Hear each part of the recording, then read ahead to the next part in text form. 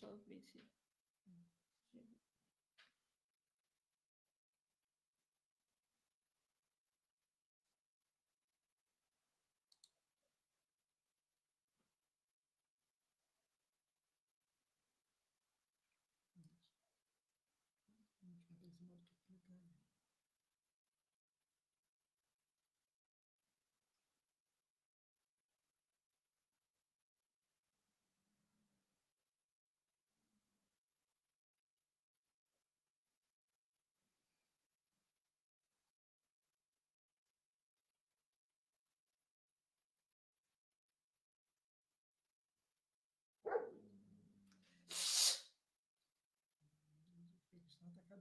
Eu achei, então.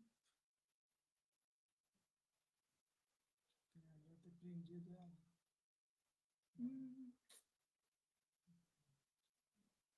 dá quando as pessoas falam que a gente usa o telefone, não dá aquela coisa do cachorro.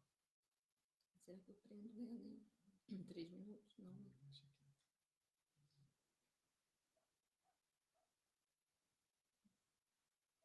Posso pedir Laís para prender? Mas aí não tem cliente nenhum. De repente ela para, quem sabe. Não torcer.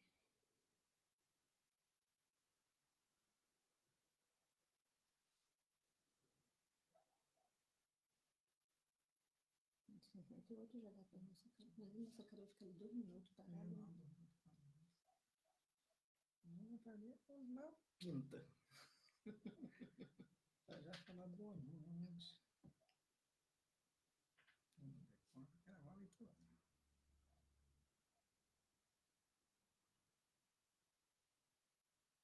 Eu só vou botar na secada e já vou passar logo pro PDF, tá? Tá. Ah, é porque tem que ler a página. Chega a ser só para poder aparecer mesmo, gente.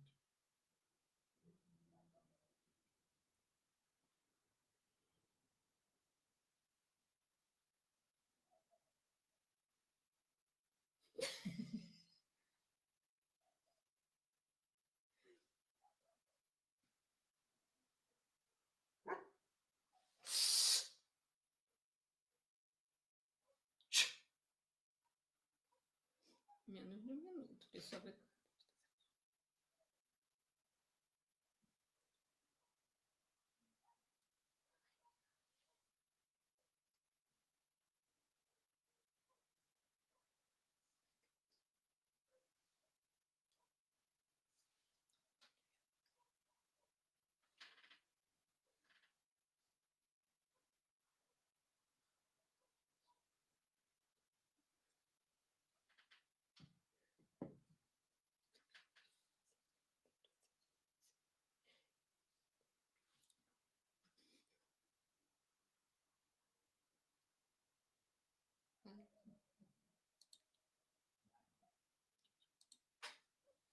Boa noite. Muito boa noite. Eu sou Samara. E eu sou o Rafael. E nós estamos aqui nessa live muito felizes hoje, separados mais juntinhos, para estudar um pouquinho, né? Para estudar um pouquinho, e é bom a gente fazer o estudo, porque aí a gente tem que estudar bastante, e nós somos os maiores beneficiados, né, desse estudo. Para a gente começar, eu vou ler uma página do livro Palavras de Vida Eterna. Ele é de Francisco Cândido Xavier, pelo Espírito Emmanuel. A lição é a 33, Acalma-te. A Deus tudo é possível. São palavras de Jesus.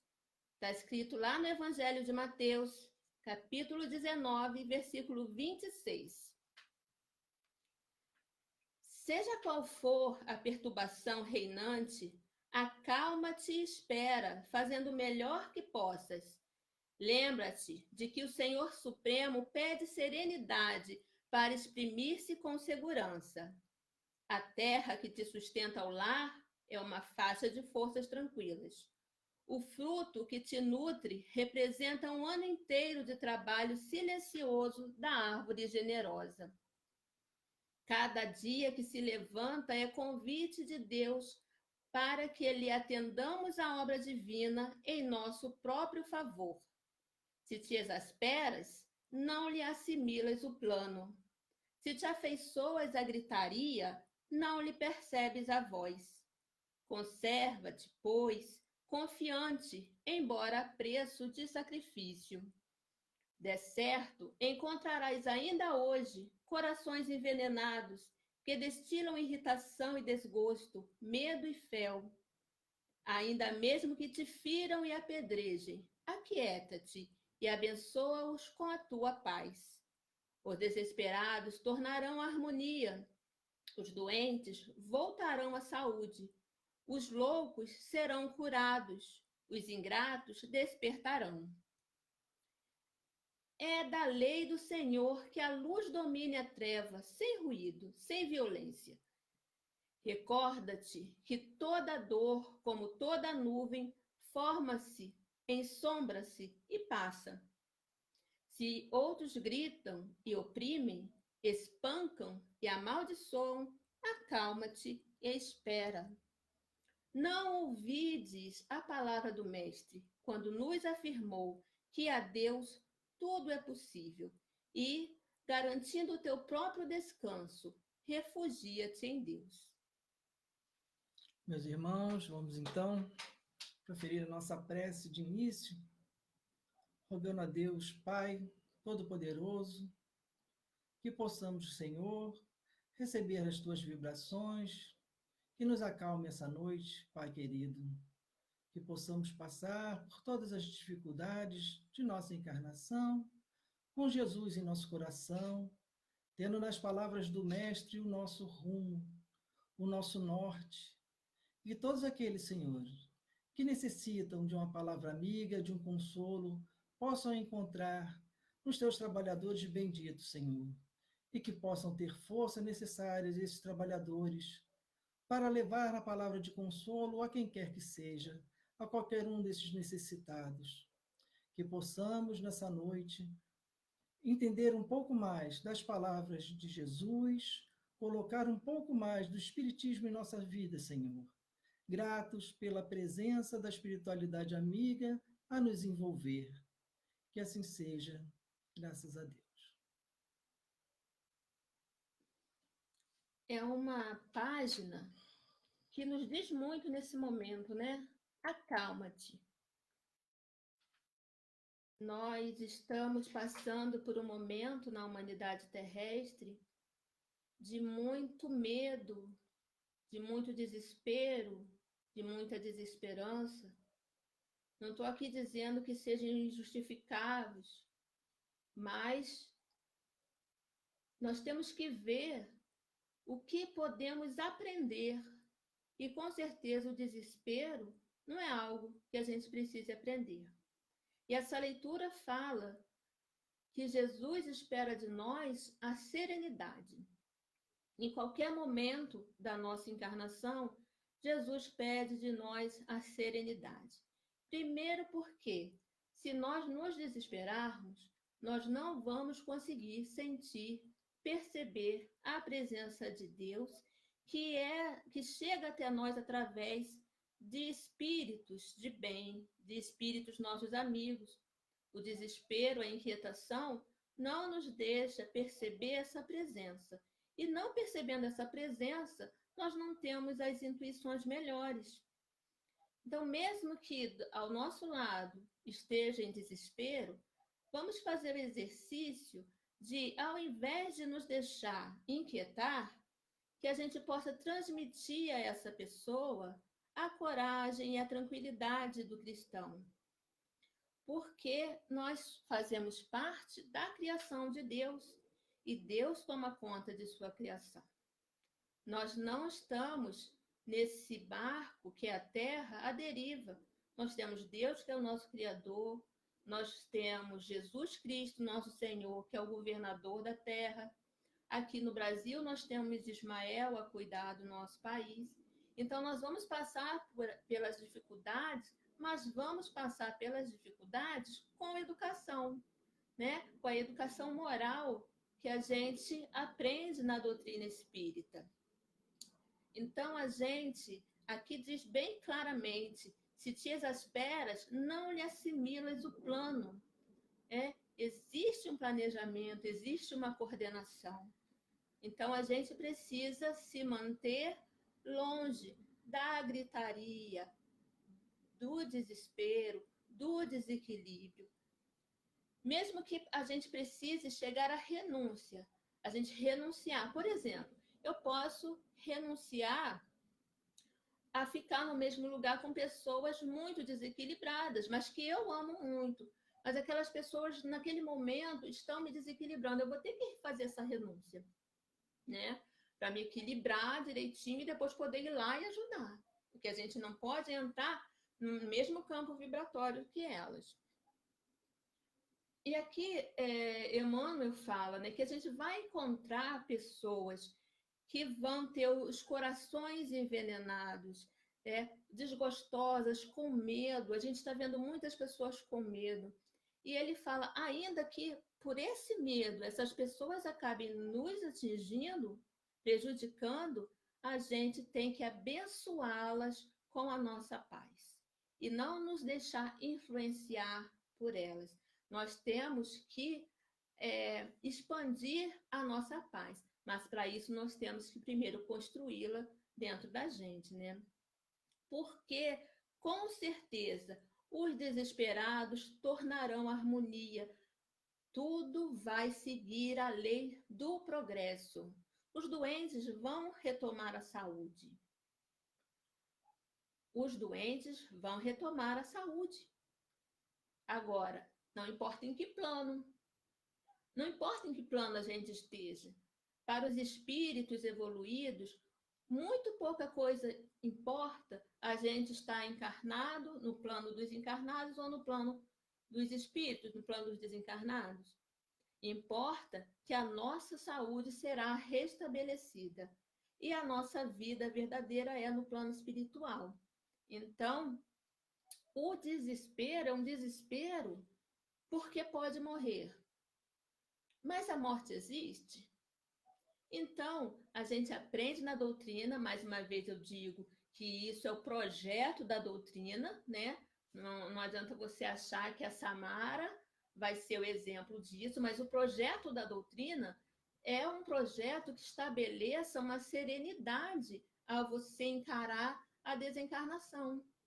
É um projeto de vida que você vai entender esse momento do desencarne, que você vai entender com naturalidade, com tranquilidade. Esse é o projeto da doutrina, tá? Então, os ingratos despertarão. Por quê? Que diz, os ingratos despertarão. Os ingratos são aqueles que não têm gratidão ao Criador, né? Aqueles que não dizem que não acreditam em Deus, né? Não acreditam, são extremamente materialistas. Eles se sentem mais valorizados ao se dizer ateus. Mas eles despertarão. E despertarão de uma forma saudável, sem que a gente tenha que se exasperar, sem que a gente tenha que julgar, sem que a gente tenha que usar de violência, de violentar essas pessoas. Eles vão despertar. Porque a lei do progresso diz que a luz vai tomar toda a terra. E sem violência. O cristão, ele não usa de violência. Né? Jesus foi paz o tempo inteiro, foi doçura. O nosso Senhor Jesus mostrou sempre brandura, nunca agiu com violência. E todo momento difícil, ele é como uma nuvem, ele passa, ele vai passar. Ela chega, ela tapa o sol continua lá, tapadinho, mas ela vai passar e o sol vai voltar a brilhar, né? Isso vai passar. Nós temos que deixar passar e estar da melhor maneira, contribuir da melhor maneira, né? Aos outros, eu vou deixar, vou permitir que sejam como conseguirem ser, mas a mim, eu vou cobrar ser melhor. Ser melhor do que o outro, não ser melhor que eu mesma era ontem. Então, aqui, ó, se os outros gritam, acalma-te e espera. A sua colaboração, muitas vezes, é só a sua calma, é só a sua paciência. E termina essa página que nos diz muito nesse momento, né, que o mundo está passando, esse momento de transição, né? Ele termina falando que o mestre disse que a Deus tudo é possível. E se a gente acreditar nisso, nós ganhamos uma calma, uma paz, uma quietude muito grande. Em pequenos espaços de tempo, que a gente consegue realmente viver na confiança em Deus, refugiar-nos em Deus, a gente sente a paz, a tranquilidade. É porque a gente ainda não consegue ficar por muito tempo nessa vibração. Mas a gente consegue, de vez em quando, fazer a nossa vibração, né, ficar mais elevado um pouquinho, ter contato com os espíritos mais elevados um pouquinho do que a gente consegue, né, sentir a presença, né, a presença de bem, né? E a gente sabe que a gente consegue fazendo a nossa vibração se elevar. Então vamos confiar em Deus. É uma página que chama a gente à confiança em Deus, chama a gente a raciocinar no momento oportuno de aprendizado, de desenvolvimento, de tantas coisas quando nós estamos em casa, aqueles que podem estar, né? Aqueles que não podem estar, que têm que sair, o cuidado que tem com os seus quando volta para casa. É um carinho que a gente está retomando, um cuidado que a gente está retomando, e é muitas oportunidades que aparecem do aprendizado da fraternidade, da caridade, da paciência, da resiliência, da perseverança. Aqui, por exemplo, a gente feliz da vida por fazer esse estudo com vocês de uma forma diferente, né? Uma forma que eu estava aqui antes de fazer, nossa, eu estava muito nervosa. Eu falei, Rafa, estou nervosa. Eu não fico nervosa quando eu vou falar lá no alvorecer, eu não fico nervosa. E eu estou nervosa, estou com a ponta dos meus dedos tão geladas, porque é diferente, mas estamos juntos. E como diz no nosso cartaz, mesmo que virtualmente, juntos nós somos mais fortes. Nós não podemos deixar esse nosso isolamento social deixar a gente se afastar sentimentalmente das pessoas, né? E é muito bom a gente usar as tecnologias atuais para coisas boas. É para isso que serve, né? A gente já parou para pensar se esse isolamento tivesse acontecido no momento que a gente não tivesse uma internet, né? Que a gente não tivesse os meios de comunicação. A gente tem que agradecer a Deus. Nós estamos aqui juntinhos para estudar. Agora, deixa eu parar de falar. Estou falando já um pouquinho demais sobre a página. Até a cachorra se acalmou, que a gente estava preocupado com a cachorra que estava latindo aqui na janela, aqui atrás da gente. Ela deu um descanso. Não tinha o que fazer, calma, ela acalmou. Bom, meus irmãos, o tema do estudo, né, dessa noite é a alma. E a alma teve várias interpretações, tem, na verdade, ainda, várias interpretações, vários pontos de vista. E Kardec, lá no Livro dos Espíritos, se preocupou com isso, né? Já conhecendo algumas das visões diferentes que existia a respeito da alma, ele já na introdução do Livro dos Espíritos, preocupado com isso, ele já vai falando da própria linguagem, né? Lembrando que muitas vezes os espíritos reclamam, né, da nossa pobreza de linguagem, às vezes faltam palavras para expressar algumas coisas, ou do contrário, às vezes temos palavras que representam várias coisas distintas, muitas vezes antagônicas. E essa preocupação fica ali bem clara lá na introdução, quando Kardec diz: uma língua perfeita em que cada ideia fosse expressa por um termo próprio evitaria muitas discussões. Esse é o caso da própria alma, né, onde ele diz ali que é outra palavra acerca da qual importa igualmente que todos se entendam, por constituir um dos fechos da abóbada de toda a doutrina moral. Então, é importante, quando se fala em uma doutrina moral, quando se fala no nosso melhoramento, que se entenda a alma. O que é a alma? Se ela existe, se ela não existe, e se existe, o que é a alma? Porque isso vai nos levar a reflexões de como proceder. E a nossa conduta moral, o nosso proceder, deve estar pautado em muito no que é essa alma. Ela existe, ela subsiste, ela pré-existe. E aí, essa palavra alma, Kardec nos apresenta lá ainda na introdução 2 do Livro dos Espíritos, 3 visões distintas da alma. Tá? Não são ainda definições da alma, isso nós vamos ver mais à frente nas questões, mas são 3 pontos de vista, né, onde a alma está inserida. O primeiro ponto de vista é a visão materialista. Nela, a alma é o princípio da vida material orgânica.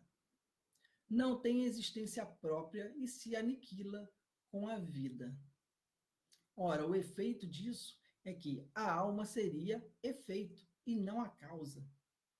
Então, ela viria da vida física, da vida orgânica. É o funcionamento do organismo estaria gerando a alma. Seria como que uma energia produzida pelo próprio organismo, que seria a alma.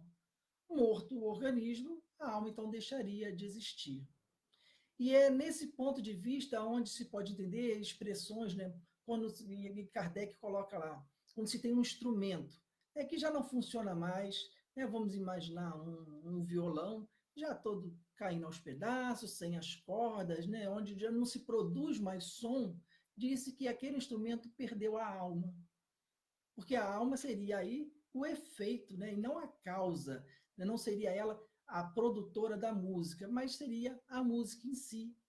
E esse é o ponto de vista materialista. Não existiria nada antes da vida física, da vida orgânica, extinta a vida orgânica, continuaria não existindo nada. Somente a matéria. E a alma não seria senão a animação dessa matéria, a movimentação dessa matéria.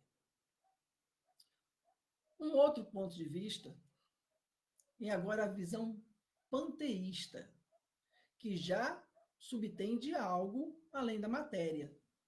A alma é o princípio da inteligência, agente universal do qual cada ser absorve uma certa porção. Após a morte, não mais teríamos consciência de nós mesmos. Então, nessa visão, que é a visão panteísta, nós teríamos como que uma alma universal, uma grande alma que pode ser entendida mesmo como Deus, sendo uma grande alma, e que quando há a encarnação, a formação da vida orgânica, porções dessa alma divina, essas centelhas, né, dessa alma divina, se encarnariam, né, naquele ser, e morto o ser, voltaria para esse todo, para essa alma universal, perdendo então a individualidade. Então, toda a experiência que se teria passado na carne seria perdida, de nada valeria. Assim, uma subsistência, mas quase como se não houvesse, né? O que Kardec resume dizendo, algo subsiste após a morte. Isso já é um avanço em relação ao materialismo, né? Mas é quase como se nada subsistisse. Porque se existe algo que adquire um caráter pessoal, particular, de aprendizado e de crescimento, mas volta para um todo onde se dissolve, é quase como se não existisse, né? Qual seria o porquê disso?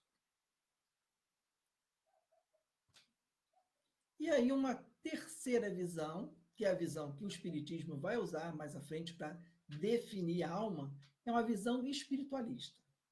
Nessa visão, a alma é um ser moral, distinto, independente da matéria e que conserva sua individualidade após a morte. Então, nesse caso, a alma já existiria antes do corpo, né? Antes da encarnação, antes da criação orgânica. Ela, durante a nossa encarnação, ela continua, ela anima esse corpo, é ela quem dá, é, produz através da sua vontade, né? Ela se expressa nesse corpo, extinto corpo, ela retorna ao mundo espiritual, mas já não a um todo, ela mantém a sua individualidade. Continuamos com consciência de nós mesmos. E, nesse sentido, a alma ela é a causa e não o efeito do corpo orgânico. Ela é a causa, é para o que serve o corpo orgânico. E isso faz toda a diferença na hora de se trabalhar com um conceito de alma que os espíritos vão ditar mais à frente nas questões que estudaremos ainda nessa noite. E aí, uma comprovação, uma ilustração sobre isso, uma ratificação dessa visão, está lá no livro Evolução em Dois Mundos, né, de André Luiz, a psicografia do Chico Xavier, onde vai falando da continuação da existência. Metamorfoseada, pois, não obstante o fenômeno da desencarnação, a personalidade humana continua além túmulo, o estágio educativo que iniciou no berço, sem perder a própria identidade, somando consigo as experiências da vida carnal, da desencarnação e da metamorfose no plano extrafísico. Né? Mostrando aí a importância dessa individualidade da alma, das experiências aprendidas, as lições aprendidas em cada uma de nossas encarnações, que vão sendo somadas, e isso nos levando, né, ao melhoramento. E aí é onde Kardec coloca que isso é um pilar, a importância para qualquer doutrina de ordem moral, porque isso tem que fazer toda a diferença. Conhecermos essa pré-existência e essa perseverança da alma após o desencarne, porque vamos ser um somatório dessas experiências em cada uma de nossas encarnações. Questão? Agora vamos nós, né? Passamos lá pela introdução e a gente vai lá para a questão 134, que é muito direto, né? Kardec faz a pergunta para os espíritos: que é a alma? É, na lata, um espírito encarnado, né? A alma é um espírito encarnado. Então, antes do espírito encarnar, ele está na erraticidade, ele é um espírito. Ele encarnou, a gente chama de alma. Isso é apenas uma diferenciação, tá? Didática, para a gente saber do que nós estamos falando. E aí, Kardec, como era uma pessoa muito metódica, que tinha uma responsabilidade imensa em codificar a doutrina espírita, ele quer confirmar e pergunta: que era a alma antes de se unir ao corpo? Espírito, direto, espírito. E aí ele ainda vai fazer uma outra pergunta dentro da a letra B dessa pergunta. As almas e os espíritos são, portanto, idênticos? A mesma coisa? Sim. As almas não são senão os espíritos, antes de se unir ao corpo. Então, antes de se unir ao corpo, é espírito. Então, o médium vidente, quando vê, o médium vidente está vendo o espírito. Né? Tem gente que fala, eu vi uma alma. Tem gente que fala que viu a alma penada. Eu não sei por que esse nome de penada na alma. Não viu um espírito. A não ser que essa visão esteja com um fiozinho ligando ela ao corpo. Aí você viu uma alma, mas não penada, você viu uma alma. Né? Você não viu um espírito. Não tem o fiozinho, tá lá bonitinho. É só o espírito, é espírito. Tem o fiozinho ligando, é uma alma. E a gente sabe pelas leituras, né, que muitas vezes as almas, né, na semi-liberdade do sono, saem para aprender, para trabalhar, né? E aí a diferenciação entre eles é que as almas terão aquele fiozinho ligando ao corpo e os espíritos não terão esse fiozinho. E aí Kardec continua questionando os espíritos na questão 135. Há no homem alguma outra coisa além da alma e do corpo? Ao que os espíritos respondem: ao laço que liga a alma ao corpo. Começou a complexidade. Tínhamos a alma, até então a gente está falando de alma e corpo, né? Mas existe aí, segundo os espíritos, algo que liga essa alma ao corpo. Logicamente que Kardec vai continuar o interrogatório e pergunta: de que natureza é esse laço? E os espíritos respondem: semimaterial. Isso é, de natureza intermédia entre o espírito e o corpo. É preciso que seja assim para que os dois se possam comunicar um com o outro. Por meio desse laço é que o espírito atua sobre a matéria e reciprocamente.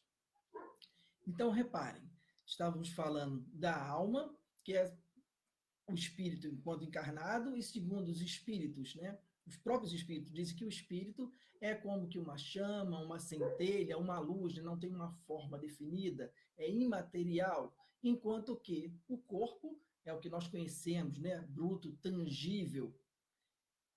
A ligação entre eles seria muito difícil não houvesse exatamente esse que é o chamado perispírito, que é esse laço semimaterial, né? Está entre o imaterial da alma e o totalmente materializado do corpo, essa natureza semimaterial, que permite que a alma se comunique com o corpo e o corpo se comunique com a alma, mal comparando, né, ao fio, né, que ligue, né, dois aparelhos, cuja transmissão ali é possível graças a esse fio de comunicação, para que a gente possa entender um pouco mais. E continua. O homem é, portanto, formado por três partes essenciais. Primeiro é o corpo, ou ser material, análogo ao dos animais e animado pelo mesmo princípio vital. E aí entra, né, uma nova palavra que é o princípio vital, aquilo que vitaliza, aquilo que dá vida ao corpo orgânico, né, responsável ali por produzir as reações químicas, fisiológicas, né, do corpo, a vida fisiológica do corpo. Esse é o princípio vital, o fluido vital. No entanto, a alma é quem vai fazer com que esse corpo atue através da sua vontade, né?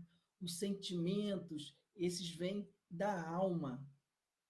Então, primeiro, a gente conhece um pouco mais, né, do corpo físico, para a gente é um pouco mais fácil de entender, porque a ciência já está bem avançada a esse respeito, né? A medicina já vai aí com seus avanços, conhecemos muitos dos pormenores do nosso corpo físico. Um segundo elemento que é a alma, né? Ou o espírito encarnado, que tem no corpo a sua habitação. Então, enquanto encarnados, o espírito tem no corpo a sua habitação, e aí recebe o nome de alma. Essa foi a definição que o espiritismo segue, foi a que Kardec definiu, né, por adotar essa de que a alma é o espírito quando encarnado. Então, ele está ali habitando aquele corpo, é a alma, é aquela, como os espíritos colocam, né? Aquela luz, aquela centelha que, né, que não tem forma definida. E o terceiro elemento, que é esse princípio intermediário, ou perispírito, substância semimaterial que serve de primeiro envoltório ao espírito e liga a alma ao corpo. Tal num fruto o germe, o perisperma e a casca. Se pensarmos no fruto como o abacate, por exemplo, o germe é a semente, né, aquele caroço que fica lá dentro do abacate. Nós teríamos aí o perisperma, que é a polpa, né, que a gente chama de polpa, né, o carne do fruto, seria aí análogo ao perispírito. E a casca, que está por fora seria o corpo material. Para que a gente possa materializar mais ou menos, né, essa visão de corpo, alma e perispírito. Então, olha, nós teríamos ali o espírito, né, naquela luz sem forma, o corpo material, tangível, e esse laço semimaterial, que é o perispírito. O Emmanuel, na psicografia do Chico Xavier, no livro chamado Emmanuel, ele fala um pouco sobre a alma e o corpo, e a importância que tem da gente conhecer essa ligação, sobretudo a existência da alma, né? Como nós vamos evoluir no dia que a gente conseguir entender isso. Vamos ler o trecho do livro. Se faz mister compreender não a alma insulada do corpo, mas ligada a esse corpo, o qual representa a sua forma objetivada, como um aglomerado de matérias imprescindíveis à sua condição de tangibilidade, animadas pela sua vontade e por seus atributos imortais. Ou seja, a alma não pode ser entendida isoladamente, como querem alguns, e nem o corpo isoladamente, como querem outros, né? O corpo, segundo ele, então, é a tangibilidade da alma. É por onde a alma pode se expressar, atuar no campo físico. E aí, vamos continuando, dizendo que algumas escolas filosóficas fizeram da alma uma abstração, mas a psicologia moderna reestabeleceu a verdade, unindo os elementos psíquicos aos materiais, reconhecendo no corpo a representação da alma. Olha a importância disso. A gente saber que no corpo reflete o estado da alma. Muitas das mazelas do corpo são, na verdade, reflexos do que a alma traz em si, do que ela está passando.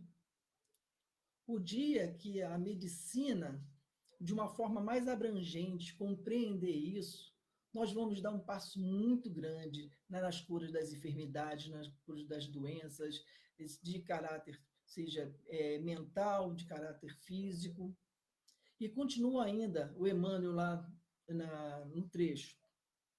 Representação material necessária, segundo as leis físicas imperantes na Terra, as quais colocam no sensório o limite das percepções humanas, que são exíguas em relação ao número ilimitado das vibrações da vida, que para elas se conservam inapreensíveis. Então, está dizendo ali que são os nossos sentidos, aqueles nossos 5 sentidos, né? De tato, visão, o paladar, o olfato, a audição. Nós compreendemos, percebemos o mundo através desses únicos 5 sentidos. E o próprio Emmanuel diz ali que é muito pouco diante das energias nas quais nós estamos mergulhadas. Mas é o que é necessário para a nossa alma se desenvolver no plano físico. É através desses instrumentos, né, desses poucos instrumentos, que nós conseguimos evoluir, trabalhar, apreender, passar por nossas dificuldades, nos acalmar, como é necessário, como diz a lição, para que a gente saia de cada uma das encarnações, e aí a nossa alma, né, se torna um espírito, e aí ganha uma liberdade muito maior, né, de outros sentidos, né, que captam melhor essas vibrações que para nós não são perceptíveis agora, mas nós saímos melhor dessa encarnação utilizando apenas esses 5 sentidos, que nos tolhem um pouco, mas que são aquilo de que Deus fez necessário para que para que nós possamos cumprir a nossa jornada em direção à perfeição que está nos aguardando.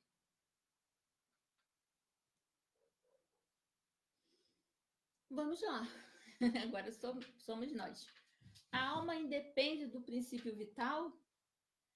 O corpo não é mais do que um envoltório, repetimos-lo constantemente. O espírito já está assim, né? O espírito está respondendo Kardec, ela está falando, a gente está falando sempre.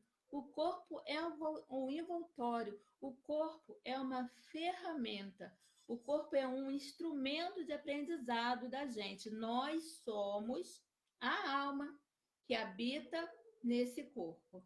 Então, a gente precisa cuidar do corpo, sim. Porque se a gente comparar o corpo a uma ferramenta, né? A uma pessoa que, por exemplo, é um agricultor, e se a enxada está quebrada, enferrujada, não dá mais para usar, de que adianta? Se ele não cuidar da ferramenta dele, vai perder a utilidade e ele não vai conseguir produzir, né, com aquela ferramenta. Assim também é o nosso corpo. Nós temos que cuidar desse envoltório nosso. Não é porque o espírita acha que o corpo não é importante, porque o corpo é material. Não. O espírita acha que o corpo é importante, sim, porque o corpo é a ferramenta utilizada pelo espírito. Então, o corpo é de suma importância e tem que ser cuidado. E nós temos muita mania de confundir o cuidado com a vaidade, tá? Cuidado é saúde. Nós precisamos manter os nossos envoltórios físicos saudáveis, para que nós possamos ter o tempo planejado da nossa encarnação. Nós planejamos um tempo, né? No nosso planejamento reencarnatório, aqueles que já têm condições de planejar, a gente planejou aquele tempo. A gente tem que cuidar do nosso corpo para que a gente possa cumprir bem esse tempo, né? Nada de pensar, o meu corpo não importa, o meu corpo é só matéria e eu sou uma pessoa muito evoluída para ficar pensando no corpo. Não. Você não pode se deixar levar pela vaidade, né? Ficar seguindo modas, fazendo cirurgias, essas coisas assim, se aquilo for te prejudicar, até que muitas dessas ações prejudicam. Mas cuidado, gente, temos que cuidar sim. Nosso corpo ele é oferecido por Deus, um corpo novinho a cada encarnação, né? É uma criação de Deus, tudo é uma criação de Deus. Então, é muito importante, tá? A gente valorizar o nosso corpo, cuidar do nosso corpo. Pode o corpo existir sem alma? Gente, pode. Ele fala que pode. Porém, se cessa a vida do corpo, a alma abandona. Se cessou a vida no corpo, é como a ferramenta que eu falei. Esse corpo perde a utilidade para aquela alma, ela fala assim, opa, chegou minha hora de virar espírito. E abandona aquele corpo, né? Se for desapegada, saudavelmente desapegada. Porque quando a gente fala assim, sou desapegado da matéria, muitas vezes você até é desapegado do dinheiro, desapegado dos objetos, mas é muito apegado ao corpo, é muito apegado à família, isso também é apego, e isso também nos prejudica na hora do desenlace, tá? Ele continua falando assim, antes do nascimento ainda não há união definitiva entre a alma e o corpo, enquanto que depois dessa união está estabelecida só com a morte que ela vai se romper. A vida orgânica pode animar um corpo sem alma, mas a alma não pode habitar um corpo privado de vida orgânica. Olha que importante essa última frase. O corpo pode ser animado, pode ter a vida orgânica e a alma pode estar desprendida desse corpo, né?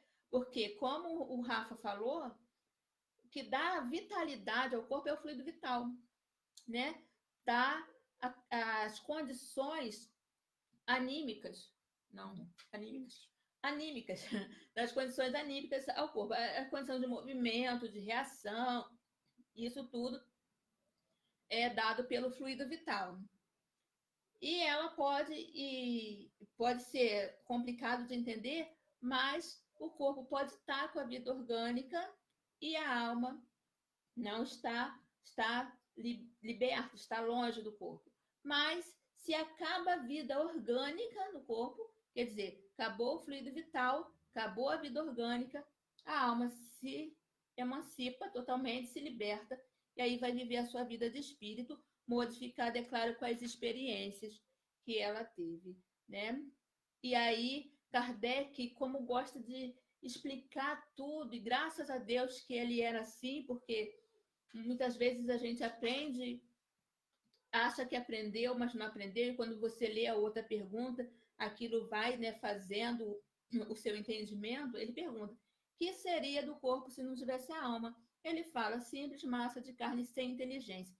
A inteligência, a vontade, somos nós que temos, né? É o espírito, é a alma que tem. Então ele fala que vai ser qualquer coisa que a gente quiser, menos o homem. Porque o homem precisa de ter o espírito, porque o homem é o ser espiritual que carrega a inteligência, a vontade, o poder de transformação, né? Então ele deixa bem claro: tudo o que quiseres, exceto um homem. Agora nós vamos entrar em algumas questões onde Kardec quer reafirmar, né, essa visão da alma, se está compreendendo a alma, e aí os espíritos vão dando respostas muito semelhantes, que deixam muito claro a nossa pobreza de linguagem, o quanto que eles gostariam, talvez, né, de se explicarem melhor, mas por falta de palavras, a gente acaba não tendo, com eles acabam, né, não tendo como transferir para a gente alguns conhecimentos. Na questão 138, Kardec pergunta: que se deve pensar da opinião dos que consideram a alma o princípio da vida material? Confundindo talvez lá com o fluido vital, que a Samara acabou de explicar tão bem. E aí os espíritos respondem: é uma questão de palavras, com que nada temos. Começai por vos entenderdes mutuamente. Né? Desse jeito gracioso, os espíritos carinhosamente, né, vem falando que não tem nem o que fazer se a gente dá um monte de significados para a mesma palavra, né? Ora, eles disseram ali a melhor forma de entender, né, para que a gente possa compreender, né, o que é o homem integralmente falando, né? E, logicamente, Kardec não se dá por satisfeito, vai querendo os pormenores, né? E os espíritos chegam a dizer, é esse momento onde também não tem o que fazer, questão de palavras, vocês entendam aí primeiro, depois a gente tenta explicar. Isso continua, não para por aí, não. 139, ele pergunta assim: alguns espíritos, e antes dele alguns filósofos, definiram a alma como sendo uma centelha anímica emanada do grande todo. É aquela visão panteísta que a gente falou lá na introdução, né? Por que essa contradição? E aí vem o espírito e responde graciosamente: não há contradição. Tudo depende das acepções das palavras. Por que não tendes uma palavra para cada coisa? Se a gente tivesse uma palavra para cada coisa, a gente não ia ter tanta confusão. Mas o ser humano, ele tem essa mania, né, de ter uma palavra para várias coisas. Outra coisa que eu também não entendo é ter várias letras com o mesmo som. A gente podia diminuir o alfabeto. É difícil alfabetizar uma criança. E a gente que é mãe, que tem criança lá do período de alfabetização, tá com home, né? Tá com a aula em casa, e a gente está vendo que o cedilha, que o S é cruel. Mas até os espíritos falam: por que não tendes uma palavra para cada coisa? Né? Ficaria muito mais fácil. E graciosamente ele fala: esse problema a gente não pode resolver, porque é sua falta de palavra. A gente não tem como ajudar, né? Nesse inteirinho a gente não tem como ajudar. Bom, e aí uma outra teoria, né, que Kardec questiona também aos espíritos lá na questão 140. Que se deve pensar da teoria da alma subdividida em tantas partes quantos são os músculos e presidindo assim a cada uma das funções do corpo? Então seria uma alma presente, almas distintas presentes em cada um dos músculos, em cada um dos órgãos, né? Cada uma dessas almas responsável por uma dessas funções vitais. E aí os espíritos respondem: Ainda isso depende do sentido que se empreste a palavra alma. Se se entende por alma o fluido vital, essa teoria tem razão de ser. Se se entende por alma o espírito encarnado, aí é errônea essa teoria. Já dissemos que o espírito é indivisível. Ele imprime movimentos aos órgãos, servindo-se do fluido intermediário, sem que para isso se divida. Então, aqueles que atribuem essa divisão da alma, então, na verdade, falando o que os espíritos, aqui no Livro dos Espíritos, definem como sendo o fluido vital. Porque eles definem como alma, que é o espírito, né, os seres inteligentes que povoam o universo, esse que é responsável por movimentar o corpo pela inteligência, esse não caberia nessa interpretação de alma. A alma seria o que eles colocaram. Indivisível, ela é única e estaria presa ao corpo físico através do perispírito, que é de natureza semimaterial. Há alguma coisa de verdadeiro na opinião que pretendem que a alma é exterior ao corpo e o circunscreve? Interessante essa pergunta, né? Porque será que a alma ela fica presa, limitada ao corpo físico? E os espíritos vão explicar que a alma não se encontra encerrada como um pássaro na gaiola. Tanto é que quando a gente dorme, a gente tem a semiliberdade do sono, né? A gente pode expandir o perispírito, gente. É uma matéria, né? Porque não deixa de ser uma matéria, é semimaterial, como diz, mas não deixa de ser material, porque consegue, né, lidar com o corpo físico. É plástico demais, estica, né? Você consegue, a alma consegue se sair sem se perder do corpo. A gente não precisa ficar preocupada na semi-liberdade do sono. Será que não acontece da gente morrer? Porque se a alma for para muito longe, será que a gente não vai perder o contato? Não. O perispírito, ele é plástico, muito flexível, tá? E dessa forma a gente sabe, então, que o espírito ele não está preso no corpo, senão a gente não teria semi-liberdade do sono, os outros tipos de... Eu sempre esqueço a palavra. Emancipação da alma. Os outros tipos de emancipação da alma, que a gente sabe que acontece, né? Existem médiuns que fazem a emancipação da alma durante a reunião de mediunidade, sai, vê outros lugares, volta, conta como é que tem uns que escrevem, né? Então, existe essa possibilidade sim. O corpo, ele é uma ferramenta e não uma gaiola. Então, ele termina aqui, como a luz através de um globo de vidro ou como o som em torno de um centro de sonoridade. Se expande, tá? Aqui ele fala que dá para se expandir, assim como a luz no vidro, assim como o som em torno do centro de sonoridade. Nesse sentido, se pode dizer que ela é exterior, sem que por isso constitua o envoltório do corpo.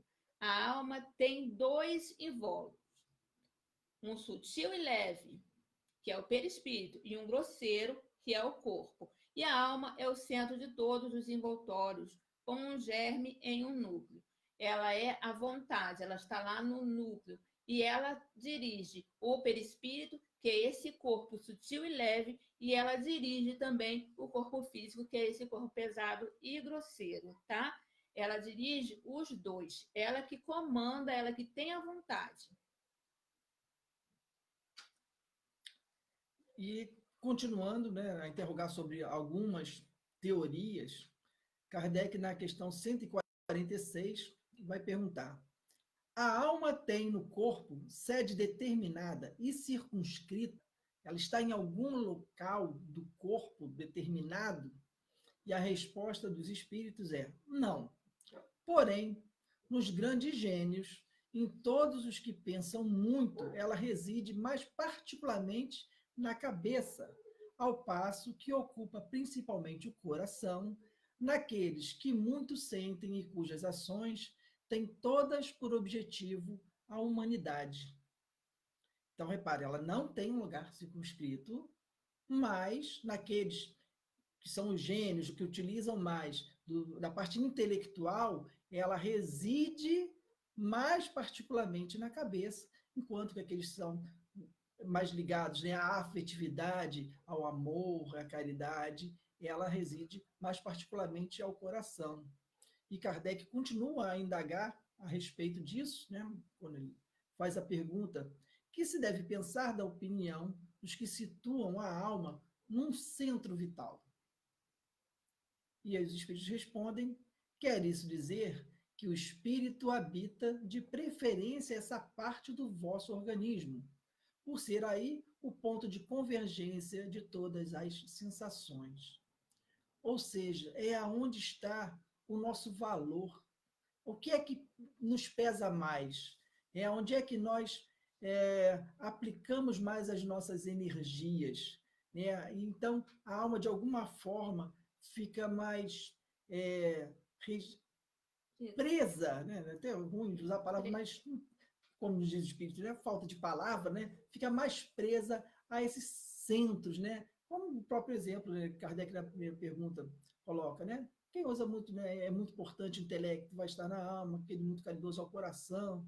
A minha talvez esteja mais no estômago, sabe? Porque geralmente é o grande valor da minha vida, né? Tá? Uma coisa da alimentação, então talvez tenha, né, um pouco mais concentrada aqui as minhas energias.